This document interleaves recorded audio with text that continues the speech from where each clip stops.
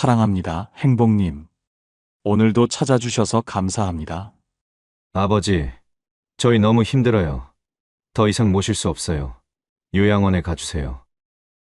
2달 전 큰아들이 조심스럽게 꺼낸 말이었습니다. 목소리는 차분했지만 그 안에 담긴 부담과 지침이 느껴졌습니다. 저는 아무 말도 할 수 없었습니다. 목구멍이 막힌 듯 한동안 숨조차 쉬기 어려웠습니다. 72년을 살아오면서 이렇게 가슴이 내려앉는 순간이 또 있었을까요? 저는 평생 가족을 위해 살아왔습니다. 부모님을 모시고 사랑하는 아내와 함께 가정을 꾸리고 어린 아이들이 제 품에 안겨 울 때면 꼭 안아주며 다독여 주었습니다. 언제나 가족을 지켜주고 싶었습니다. 그런데 이제는 제가 돌봄을 받아야 하는 존재가 되어버렸습니다. 이제 저도 떠나야 할 차례일까요? 저도 이제 짐이 되어버린 걸까요? 요양원. 그곳은 제게 삶의 마지막 종착지처럼 느껴졌습니다. 정해진 시간에 일어나고, 정해진 시간에 밥을 먹고, 정해진 시간에 잠들어야 하는 곳. 모든 것이 관리되고 통제되는 곳. 내 의지대로 살 수 없는 곳. 저는 정말 그곳으로 가야만 하는 걸까요? 이대로 제 인생을 마무리해야 하는 걸까요? 정말 다른 방법은 없는 걸까요?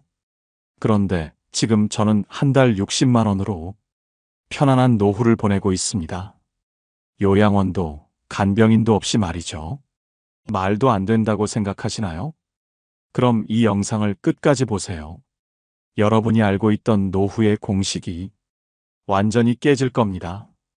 요양원도 간병인도 필요 없이 돈 걱정 없이 살 수 있는 방법. 오늘 주제가 마음에 드신다면 구독과 좋아요 눌러주세요. 여러분의 마음을 안아주는 좋은 컨텐츠로 보답하겠습니다. 처음에는 자녀들과 함께 사는 것이 가장 좋은 방법이라고 생각했습니다. 부모를 모시는 것이 당연한 일이라 믿었으니까요. 그래서 큰아들의 집에서 지내보기로 했습니다. 하지만 며칠이 지나지 않아 깨달았습니다. 이곳은 제 집이 아니라는 것을요. 저녁 식사 시간, 저는 조용히 밥을 먹고 있었습니다. 그때 며느리가 조심스럽게 말을 꺼냈습니다. 아버님, 혹시 방에서 드시는 게 어떨까요? 순간 손에 들고 있던 젓가락이 멈췄습니다. 이유를 묻지는 않았습니다. 하지만 며느리는 곧 덧붙였습니다. 아버님이 밥 드실 때 젓가락 소리가 좀 크셔서요. 손주들이 식사에 집중을 못한다고 하네요. 그 말을 듣는 순간 가슴이 철렁 내려앉았습니다. 그날부터 저는 혼자 방에서 밥을 먹어야 했습니다. 식탁에서 한 자리 사라진다는 것. 그것은 단순한 변화가 아니었습니다. 가족의 일원에서 점점 손님이 되어간다는 의미였습니다. 작은 딸의 집도 크게 다르지 않았습니다. TV에서 뉴스를 보고 있을 때 딸이 다가와 리모컨을 건넸습니다. 아버지, 손주들이 공부해야 하니까 소리를 좀 줄이시면 좋겠어요. TV를 보는 것도 조심스러웠고 밤이 되면 화장실 가는 일조차 부담스러워졌습니다. 아버지, 밤에는 화장실 가실 때 조심해 주세요. 발자국 소리가 커서 애들이 깨더라고요. 저는 조용히 고개를 끄덕였습니다. 밤이 되면 물을 적게 마시고 될 수 있으면 화장실에 가지 않으려 애썼습니다. 그렇게 점점 더 조용히, 점점 더 작아져 갔습니다. 그날 밤 한참을 천장을 바라보며 생각했습니다. 나는 지금 여기에 있지만 정말 여기에 있어도 되는 걸까? 부모의 집은 언제나 자녀들의 집이 될 수 있지만 자녀들의 집은 결코 부모의 집이 될 수 없다는 말이 떠올랐습니다. 저는 더 이상 그 집의 주인이 아니었습니다. 그저 방 하나를 빌려 사는 사람이 된 것 같았습니다. 그래서 결국 저는 다시 제 집으로 돌아왔습니다. 하지만 그것이 끝이 아니었습니다. 그때는 몰랐습니다. 집으로 돌아가는 것이 또 다른 고독의 시작이라는 것을, 자녀들과 함께 사는 것이 어렵다면 다른 방법을 찾아야 했습니다. 그래서 저는 간병인을 고용하기로 결심했습니다. 24시간 상주 간병인, 월 450만 원. 비싸지만 최소한 밥을 차려주고 청소도 해주고 병원에도 동행해준다니 이 정도 비용은 감수해야 한다고 생각했습니다. 첫날, 간병인은 친절했습니다. 아버님, 제가 맛있는 거 해드릴게요. 뭐 좋아하세요? 그렇게 시작된 간병인 생활. 하지만 시간이 지날수록 간병인의 태도가 조금씩 변하기 시작했습니다. 아버님, 다른 집에서는 고기도 자주 해드렸었는데 여긴 너무 반찬이 소박하네요. 식비를 좀 더 주시면 제가 더 신경 써서 차려드릴 수 있는데요. 어느 날은 한숨을 쉬며 말했습니다. 이렇게 검소하시면 제가 밥을 하는 보람이 없어요. 간병인은 힘든 일인데 그래도 맛있는 거 먹으며 일하고 싶잖아요. 처음엔 대수롭지 않게 넘겼습니다. 하지만 매 끼니마다 은근한 눈치를 주는 듯한 말들이 쌓여갔습니다. 그리고 단순히 반찬 문제가 아니었습니다. 아버님, 밤에도 여기만 불 좀 켜놓으면 안 될까요? 너무 어두워서 움직이기가 힘들어요. 물을 아끼시는 건 알겠는데 설거지를 하는데도 물을 이렇게 조금 쓰면 다른 집에서는 보일러도 빵빵하게 틀고 따뜻한 물로 씻으라고 하시는데요. 어느 날은 대놓고 말했습니다. 아버님, 솔직히 너무 아끼세요. 제가 여기 일하러 온 거지 수련하러 온 건 아니잖아요. 그 말을 듣고 한참을 멍하니 있었습니다. 내가 평생 절약하며 살아온 방식이 누군가에게는 견디기 힘든 환경이 되어버린 겁니다. 그제야 알았습니다. 제가 간병인을 필요로 하는 것처럼 간병인들도 일하기 좋은 환경을 원하고 있었다는 것을요. 저는 단순히 몸을 돌봐줄 사람을 찾았을 뿐인데 그들에게는 조건이 안 맞으면 떠나면 그만인 곳이었습니다. 그리고 그 일이 제게는 상처가 되었습니다. 월 450만 원이라는 큰 돈을 들여 간병인을 고용해도 결국 저는 여전히 외롭고 불편한 삶을 살아야 했습니다. 이것이 정말 최선일까? 그렇게 많은 돈을 쓰면서도 왜 저는 여전히 불안해야 하는 걸까? 그때 문득 마지막 선택지가 떠올랐습니다. 요양원. 요양원은 마지막 선택이었습니다. 하지만 현실적으로 다른 방법이 없어 보였습니다. 몸을 돌봐줄 가족도 없고 간병인을 고용하기엔 돈이 너무 많이 들었습니다. 그렇다면 최소한 돌봄을 받을 수 있는 곳, 요양원이 답이 아닐까요? 큰아들은 이미 몇 군데를 알아보고 있었습니다. 아버지, 시설도 좋고 간호사분들도 친절하대요. 아무래도 요양원이 안전하지 않겠어요? 하지만 저는 선뜻 대답할 수 없었습니다. 저는 그곳에서 진짜 내 삶을 살 수 있을까요? 제가 원할 때 일어나고, 원할 때 밥을 먹고, 원할 때 산책하고, 원할 때 잠들 수 있을까요? 그곳에서는 모든 것이 정해진 시간에 맞춰진 삶입니다. 아침 6시면 기상, 아침 7시면 식사, 오전 9시면 단체 운동, 점심 12시면 식사, 오후 3시면 휴식, 저녁 6시면 식사, 밤 9시면 취침. 그리고 그 틀에서 벗어날 수 없습니다. 박성호 어르신, 지금은 취침 시간이니 TV를 꺼주세요. 지금은 운동 시간이니 다 같이 이동하겠습니다. 약 드실 시간입니다. 빨리 드세요. 하루, 이틀은 괜찮을 수도 있습니다.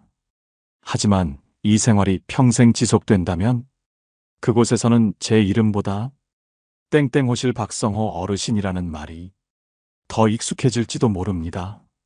저는 단순히 몸을 돌봐줄 사람이 필요했을 뿐인데 이곳에서는 제 인생의 주도권이 사라졌습니다.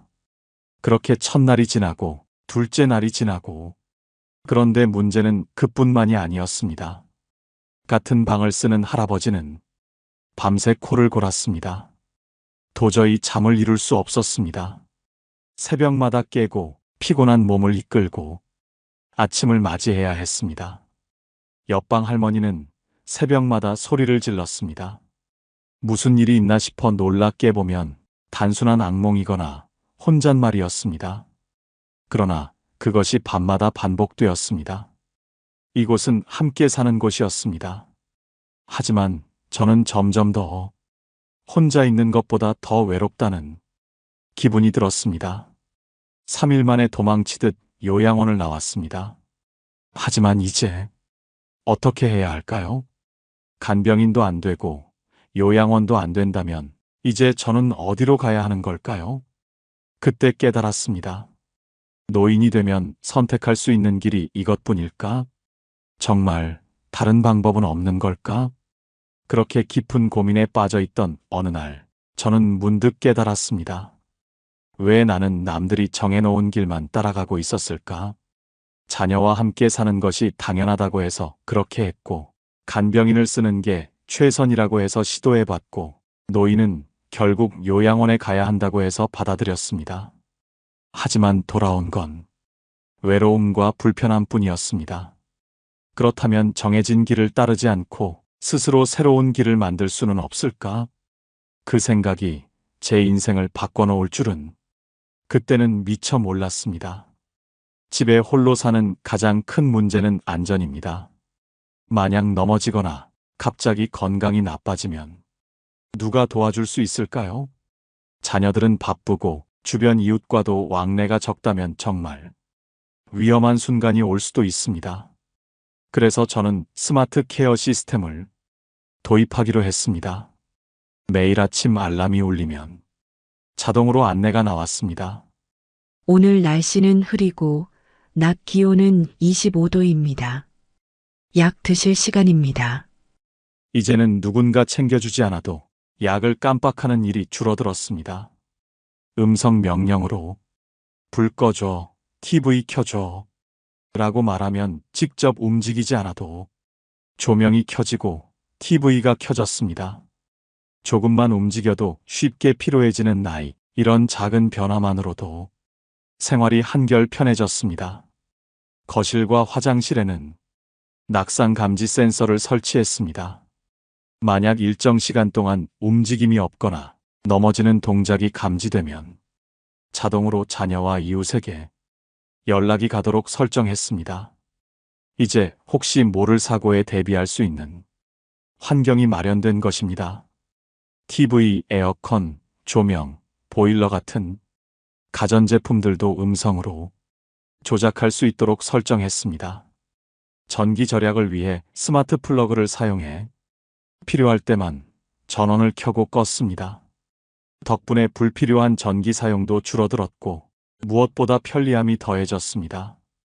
이렇게 시스템을 갖추고 나니 혼자서도 훨씬 안전하고 편리한 생활이 가능해졌습니다. 하지만 저는 이내 깨달았습니다. 기술이 편리함을 줄 수는 있지만 외로움까지 해결해 주지는 못한다는 것을요. 혼자 사는 것과 요양원에서 단체 생활을 하는 것, 이 두 가지 극단적인 선택만 있는 것이 아닐 수도 있겠다는 생각이 들었습니다. 적당한 거리를 두면서도 필요할 때 서로 도움을 주고받는 방식이 가능하다면 어떨까요? 이것이 바로 실버 코하우징이었습니다. 처음에는 낯설고 어색했습니다. 하지만 용기를 내어 가까운 이웃들과 소통하기 시작했습니다. 마침 같은 아파트 단지에는 저와 비슷한 고민을 가진 분들이 많았습니다. 자연스럽게 이야기를 나누다 보니 우리는 모두 같은 문제를 안고 있었습니다. 자녀와 같이 사는 것은 현실적으로 어려웠습니다. 간병인을 고용하자니 비용이 부담스러웠습니다. 요양원은 가고 싶지 않았습니다. 그렇다고 혼자 사는 것은 너무 불안하고 외로웠습니다. 그렇다면 완전히 함께 살지는 않지만 서로를 돌봐주는 새로운 공동체를 만들어 보면 어떨까 하는 생각이 들었습니다. 이렇게 해서 우리는 실버 코하우징을 실천해 보기로 했습니다. 우선 함께 식사를 나누는 것부터 시작했습니다. 식비를 공동으로 부담하고 번갈아가며 요리를 담당하기로 했습니다. 매일 혼자 밥을 먹던 날들이 사라졌고 더 건강하고 따뜻한 식사가 가능해졌습니다. 다음으로 서로 병원에 동행하는 것을 약속했습니다. 혼자 병원에 가는 것이 힘들어질 때면 서로 시간을 맞춰 함께 병원에 가기로 했습니다. 진료를 받을 때 옆에서 도와주고 의사 선생님의 설명을 함께 들으며 필요한 부분을 정리해 주기도 했습니다. 약국에서 약을 받을 때도 함께 가서 필요한 걸 챙기는 일이 훨씬 수월해졌습니다. 안전 문제도 고민이었습니다. 그래서 매일 아침 단체 채팅방에 좋은 아침입니다.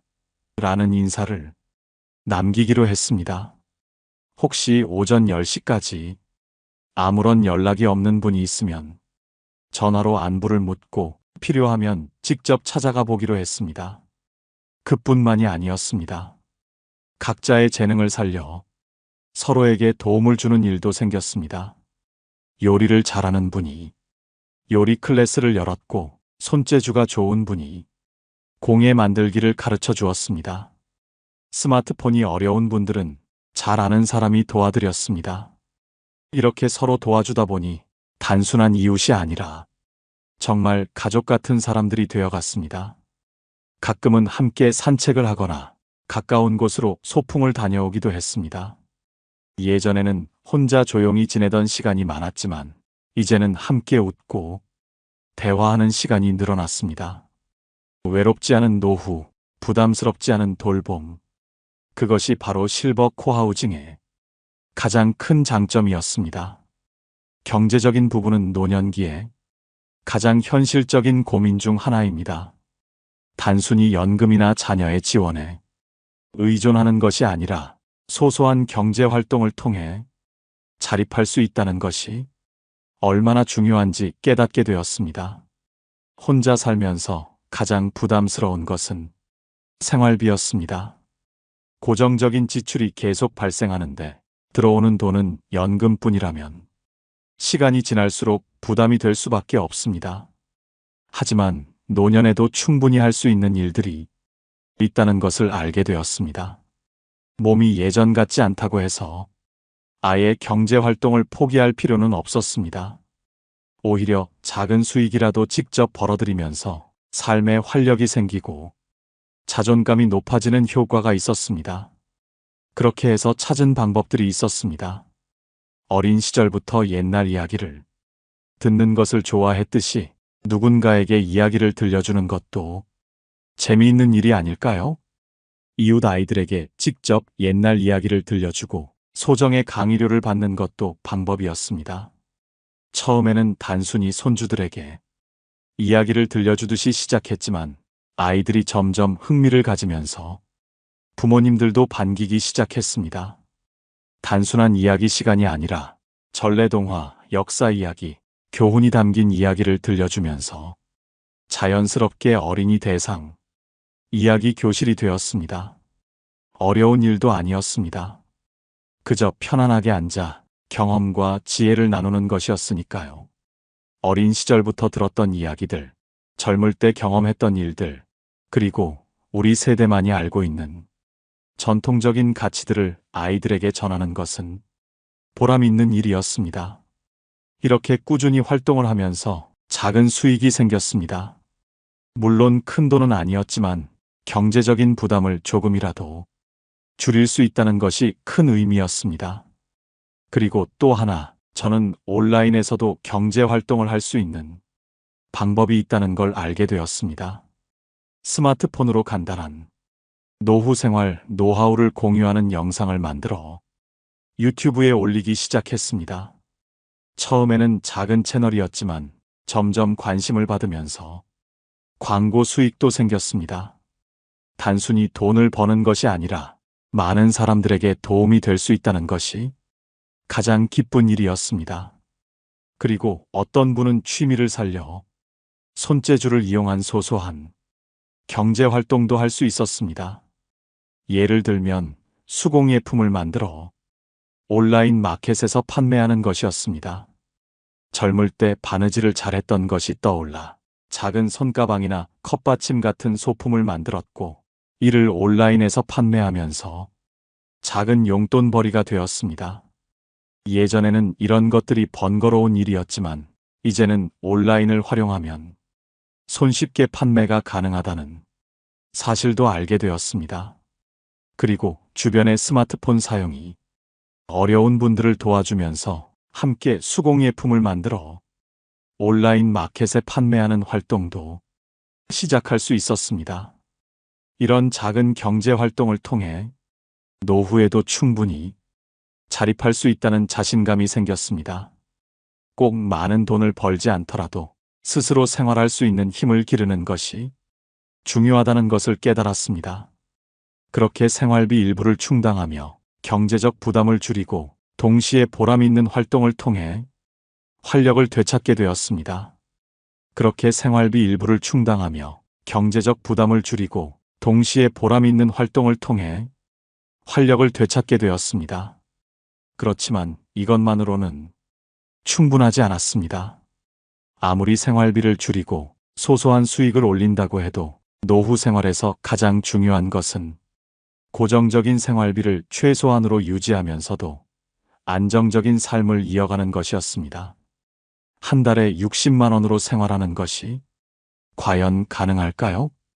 요양원에서는 월 350만 원을 쓰면서도 불편한 생활을 해야 했고, 간병인을 고용하면 450만 원이라는 거액이 들었지만, 그렇다고 반드시 행복한 삶이 보장되는 것도 아니었습니다.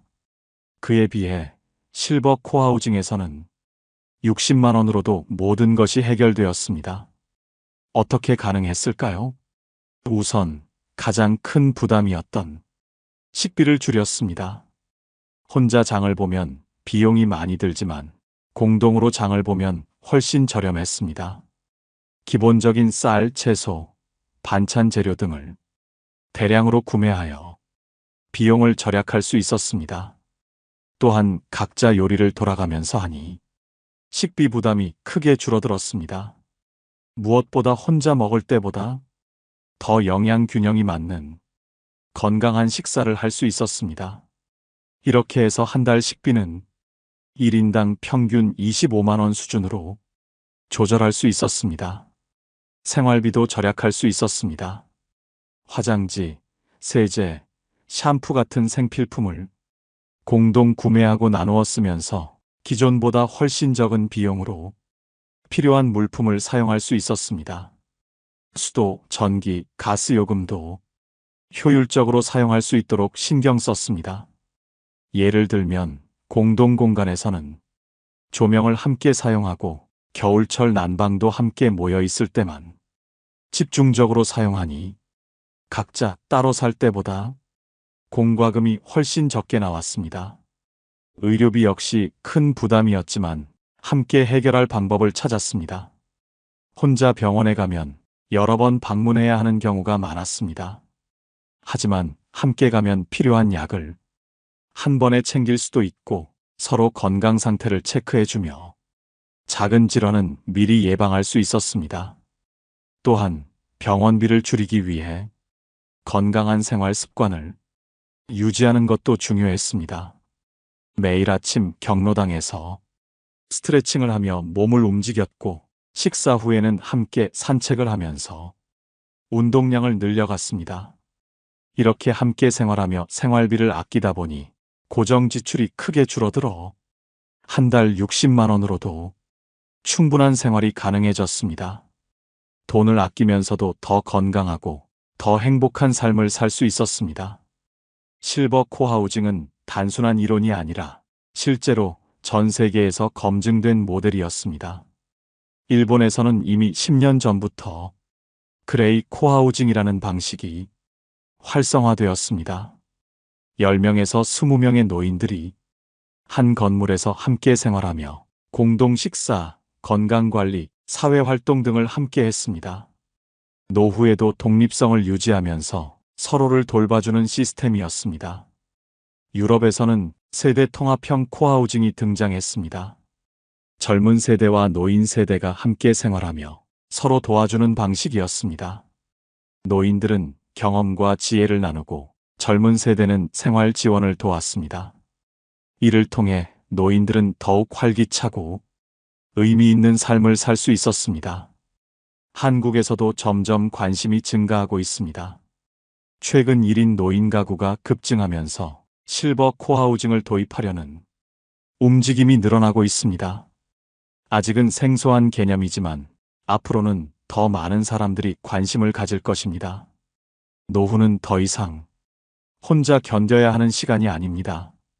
서로 도우며 살아가는 실버 코하우징이야말로 자유롭고 따뜻한 노후를 위한 새로운 대안이 될 수 있습니다. 이제 저는 확신합니다. 노후 생활은 비싼 요양원에 의존하지 않아도 충분히 행복할 수 있다는 것을요. 그리고 그 방법을 저는 이미 찾았습니다. 아침 햇살이 창문을 가득 채울 때 저는 평온한 마음으로 눈을 뜹니다. 창밖에서 들려오는 이웃들의 인사소리, 함께 나눌 따뜻한 아침, 식사, 누군가와 함께할 수 있다는 안정감이 제 삶을 지탱해 줍니다. 더 이상 부담이 아니라 함께 살아가는 존재로서, 더 이상 짐이 아니라 서로에게 힘이 되는 관계로서 저는 지금 온전히 나다운 삶을 살고 있습니다. 어제보다 오늘이, 오늘보다 내일이 더 기대됩니다. 혼자가 아니기에, 외롭지 않기에, 그리고 함께 웃을 사람들이 있기에 이제 저는 더 이상 두렵지 않습니다. 나이 들어간다는 것, 세월이 흐른다는 것, 그것이 슬픔이 아니라 새로운 기회가 될 수 있다는 걸 알았으니까요. 여러분도 혹시 두려움 속에서 홀로 버티고 계신가요? 아니면 노후의 삶이 막막하신가요? 저는 감히 말씀드립니다. 당신은 혼자가 아닙니다. 그리고 함께하는 삶이 분명 더 따뜻합니다. 노후는 끝이 아닙니다. 또 다른 시작입니다. 우리 함께 새로운 길을 만들어가 보지 않겠습니까? 오늘 영상을 보며 여러분은 어떤 생각이 드셨나요? 여러분의 경험과 생각을 댓글로 나눠주세요. 여러분의 이야기가 누군가에게 큰 위로와 깨달음이 될 것입니다. 오늘 영상이 도움이 되셨다면 소중한 분들께 공유해 주시고 구독과 좋아요로 저를 응원해 주세요. 여러분과의 소중한 연결이 저에게 큰 힘이 됩니다. 오늘도 여러분의 행복을 빕니다. 이상으로 행복 주문서였습니다.